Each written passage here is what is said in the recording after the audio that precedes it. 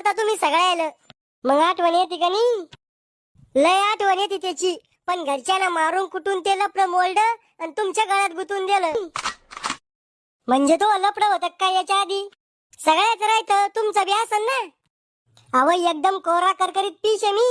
आता लोक मी कोणत्याच पोरीला हात सुद्धा लावेल नाही. तुम्ही किती साधे भोळे. मग येता आता लोक 6-7 लपडे व्हायले. आता समजलं मले तो बापाला 10 लाख रुपये हुंडा कवून द्याला तर. अव तुमच्याकडे जास्त जमीन आहे ना, म्हणून जास्त हुंडा भेटू राहिला तुम्हाला.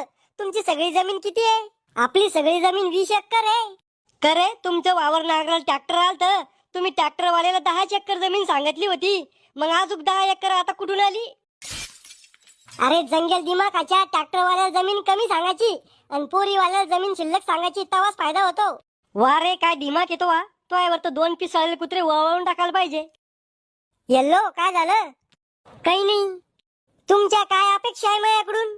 5-6 पोराची अपेक्षा आहे फक्त तो ऐकून. मी पोरगी आहे, कुत्री नाही 5-6 पोरं पैदा करायला.